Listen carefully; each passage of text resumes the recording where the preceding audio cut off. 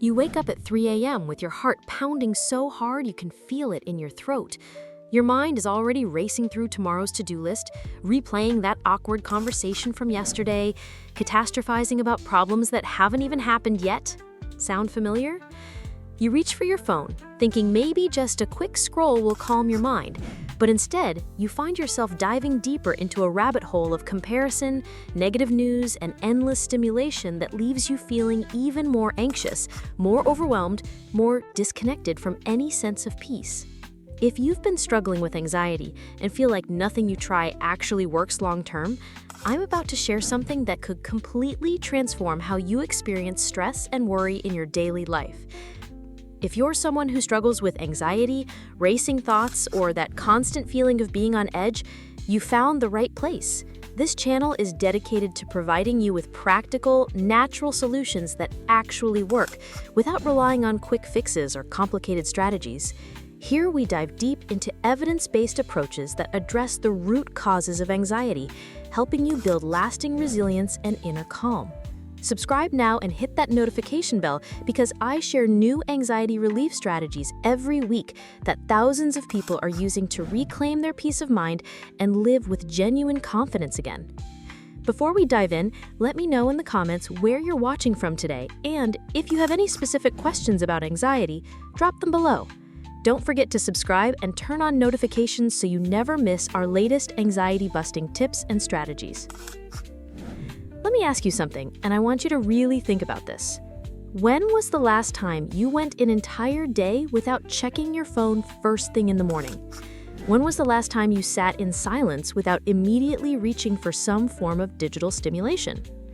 If you can't remember, you're not alone. And more importantly, this might be the single biggest factor keeping you trapped in cycles of anxiety. Drop a comment below saying, "I'm ready to change," if you recognize this pattern in yourself, because by sharing your commitment, you're not just helping yourself, you're inspiring others who are struggling with the same invisible battle to take that first brave step toward healing. The habit I'm talking about, the one that's potentially sabotaging your mental health every single day, is what I call anxiety feeding through digital overstimulation. This isn't just about social media, though that's certainly part of it. This is about the constant, compulsive need to fill every moment of silence, every gap in activity, every potentially uncomfortable feeling with digital input. Whether it's scrolling through social media, binge-watching videos, constantly checking news updates, refreshing emails obsessively, or jumping from app to app without any real purpose, you're training your nervous system to expect constant stimulation and to interpret any moment of calm as something dangerous that needs to be fixed immediately. Here's what's happening in your brain when you engage in this pattern, and why it's so incredibly destructive for anxiety sufferers. Every time you pick up your phone or open another browser tab when you're feeling even slightly uncomfortable, you're essentially telling your nervous system that the current moment isn't safe, that you need external stimulation to feel okay, that your own thoughts and feelings are too dangerous to sit with. Your brain, which is designed to keep you safe, interprets this as confirmation that there really is something to worry about, something to avoid, something that requires constant vigilance and distraction to manage. The neurological impact is profound and far-reaching. When you constantly seek digital stimulation, you're flooding your brain with dopamine hits that create an addiction-like cycle where your baseline level of stimulation tolerance keeps increasing. This means that normal, everyday experiences start to feel boring, understimulating, or anxiety-provoking because your brain has become accustomed to the hyper-intense, rapidly changing input of digital media. Your attention span shortens, your ability to sit with discomfort diminishes, and most importantly for anxiety sufferers, your capacity to self-regulate and find internal calm completely atrophies. Think about this. Every time you feel anxious and immediately reach for your phone, you're reinforcing the neural pathway that says anxiety equals danger equals need for immediate external solution. You're never allowing your nervous system to learn that anxiety is temporary, that uncomfortable feelings pass naturally, that you have internal resources for coping and self-soothing. Instead, you're creating a dependency where your sense of safety and calm becomes entirely contingent on external sources of stimulation and distraction. But here's what makes this even worse for people struggling with anxiety. The content you're consuming when you reach for these digital distractions is often specifically designed to trigger stress responses. Social media algorithms prioritize content that generates strong emotional reactions because engagement equals profit. News cycles focus on threats, dangers, and worst-case scenarios because fear captures attention. Even seemingly harmless content like lifestyle posts or productivity videos can trigger comparison, inadequacy, and pressure to be constantly optimizing and improving yourself. So not only are you avoiding learning healthy coping mechanisms by constantly distracting yourself, but you're also actively feeding your brain information that confirms its worst fears about the world being dangerous, other people being more successful and happy than you, and your own life being inadequate in countless ways. It's like trying to calm an anxious horse while repeatedly setting off firecrackers nearby. The very thing you're doing to try to feel better is actually making the underlying problem significantly worse. Let me paint you a picture of what this looks like in real life, because I know you'll recognize this pattern.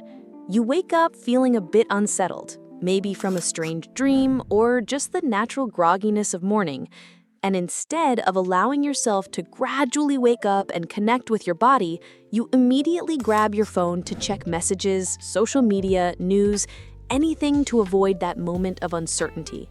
Within minutes, you've consumed information about global crises, seen photos of people who seem to have perfect lives, been reminded of work deadlines, and absorbed dozens of random pieces of information that your brain now has to process and categorize. Your nervous system, which was already slightly activated from sleep transition, is now in full alert mode. You feel scattered, overwhelmed, and anxious before you've even gotten out of bed. Throughout the day, every time you feel a wave of anxiety, boredom, or any uncomfortable emotion, you repeat this pattern. Waiting in line? Check your phone. Feeling overwhelmed at work? Quick social media break. Experiencing conflict with someone? Escape into a video or article. Before bed, instead of allowing your mind to naturally wind down, you scroll until your eyes are tired, filling the last moments of consciousness with stimulating content that keeps your brain active long after you've put the device down. This pattern is absolutely devastating for anxiety recovery because it prevents you from ever developing what psychologists call distress tolerance, the ability to experience uncomfortable emotions without immediately needing to escape or fix them. When you can't tolerate distress, everything becomes a crisis. A slightly uncomfortable feeling becomes an emergency that requires immediate intervention. A moment of boredom becomes unbearable restlessness. A wave of sadness becomes evidence that something is terribly wrong that needs to be fixed right now. But here's the truth that might be hard to hear. Anxiety isn't actually the problem. Anxiety is your nervous system's natural response to perceived threats, and in small doses, it's actually helpful for keeping you alert and motivated.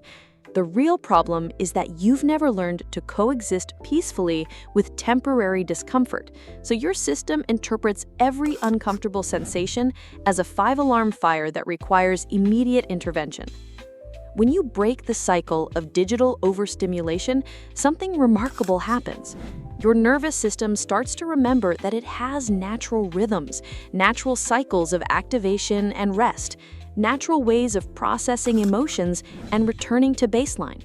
You begin to rediscover your capacity for what I call productive boredom, those moments of mental spaciousness where creativity emerges, where problems solve themselves, where you reconnect with your intuition and inner wisdom. The research on this is absolutely compelling. Studies show that people who take regular breaks from digital stimulation show significant improvements in attention span, emotional regulation, sleep quality, and overall life satisfaction within just a few weeks. Their cortisol levels decrease, their ability to focus increases, and most importantly for our discussion, their anxiety levels drop dramatically as they rediscover their natural capacity for calm and self-soothing. But I know what you're thinking. This sounds great in theory, but how do I actually break this habit? I've tried digital detoxes before and they never stick. I feel even more anxious when I'm not connected. What if I miss something important? What if people can't reach me? What if I get bored? These are all completely valid concerns, and they highlight exactly why this habit is so challenging to break and why it's so important that you do. The key is not to go cold turkey or try to eliminate all digital input from your life. That's neither realistic nor necessary.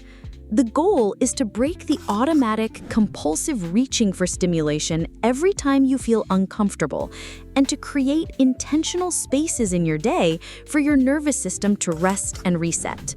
This means learning to sit with small amounts of discomfort for gradually increasing periods of time, which is exactly how you build distress tolerance and anxiety resilience. Start with what I call micro pauses throughout your day. When you feel the urge to check your phone, pause for just 10 seconds and ask yourself, what am I feeling right now? What am I trying to avoid or fix? Often, you'll discover that the urge to distract yourself is coming from a very small, manageable feeling, maybe slight boredom, mild anxiety about a future event, or just the natural discomfort of being present in your own experience. Instead of immediately reaching for your phone, try placing your hand on your chest and taking 3 deep breaths. Notice what's happening in your body. Are your shoulders tense? Is your jaw clenched? Is there a knot in your stomach? Just observe without trying to fix or change anything. This simple practice of pausing and connecting with your internal experience, even for just a few seconds, begins to rewire your brain's automatic response to discomfort. You can also create specific times and spaces in your day that are designated as phone-free zones. Maybe the first hour after you wake up, maybe during meals, maybe for 30 minutes before bed. Use these times to practice being present with whatever arises, whether that's physical sensations, emotions, thoughts, or just the simple experience of existing in your body without external input. What's crucial to understand is that the discomfort you feel when you first start doing this is not a sign that something is wrong or that this approach isn't working. That discomfort is actually your nervous system starting to recalibrate. You've trained your brain to expect constant stimulation, so when you remove that stimulation, there's naturally going to be a period of adjustment where you feel restless, anxious, or bored. This is completely normal and temporary. Think of it like recovering from any other addiction. When someone stops drinking coffee, they experience withdrawal headaches, not because coffee is good for them, but because their system has become dependent on caffeine. When you stop constantly feeding your brain digital stimulation, you might experience withdrawal anxiety, not because you need the stimulation, but because your system has forgotten how to generate calm and contentment internally. The beautiful thing is that this recalibration happens relatively quickly. Most people notice significant improvements in their baseline anxiety levels within 2 to 4 weeks of consistently practicing digital boundaries and distress tolerance. Your sleep improves because your brain isn't processing stimulating content right before bed. Your focus improves because you're not constantly fragmenting your attention. Your mood improves because you're not constantly comparing yourself to curated highlight reels on social media. But perhaps most importantly, your relationship with anxiety fundamentally changes. Instead of experiencing anxiety as an emergency that requires immediate external intervention, you start to recognize it as information, your nervous system's way of alerting you to something that might need attention. You develop the capacity to sit with anxious feelings, to breathe through them, to allow them to peak and naturally subside without needing to escape or distract yourself. This doesn't mean you become emotionally numb or that you never feel anxious again. What it means is that anxiety stops controlling your life. You stop organizing your entire existence around avoiding uncomfortable feelings. You stop sacrificing your long-term peace and well-being for short-term relief and distraction. You rediscover your innate capacity for resilience, creativity, and inner calm. I want you to imagine what your life might look like if you could sit with temporary discomfort without immediately needing to fix it. Imagine being able to feel anxious about a presentation without spending hours scrolling through your phone to avoid thinking about it, which only makes you more anxious and less prepared. Imagine being able to have a difficult conversation without immediately escaping into digital distraction afterward, allowing yourself to process the interaction and learn from it instead of numbing out. Imagine waking up in the morning and taking a few moments to notice how you're feeling, what kind of energy you want to bring to your day, what your body needs, instead of immediately flooding your consciousness with other people's thoughts, opinions, and agendas. Imagine falling asleep at night with a calm mind that's processed the day's experiences, instead of a buzzing brain that's trying to make sense of hours of random digital input. This isn't about becoming a digital hermit or rejecting all the benefits that technology can offer. It's about developing a healthy, intentional relationship with stimulation, where you're making conscious choices about what you consume and when, rather than being driven by compulsive patterns that increase your anxiety.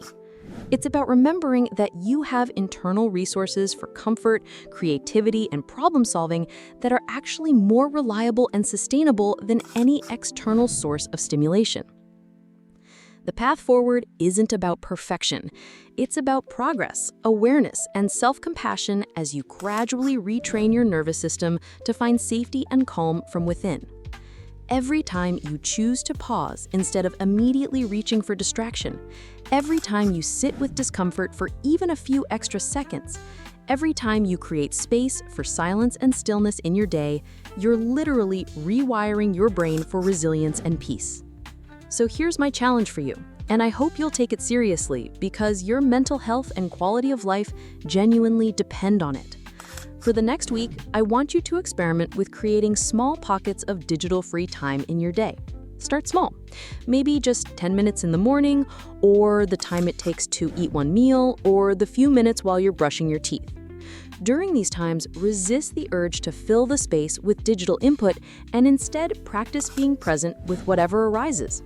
Notice what you feel. Notice what thoughts come up. Notice any urges to reach for distraction. Don't judge these experiences or try to change them. Just observe them with curiosity and compassion, remembering that discomfort is temporary and that your capacity to tolerate it grows stronger with practice. This simple experiment could be the beginning of the most important change you make for your anxiety recovery. If this resonated with you, please give this video a thumbs up, share it with someone who might benefit from hearing this message, and let me know in the comments how you plan to start breaking free from digital overstimulation. Remember, you have everything you need within you to find peace and calm. Sometimes the most powerful thing you can do is simply stop drowning out your inner wisdom with external noise. Your future self will thank you for taking this brave step toward true anxiety recovery.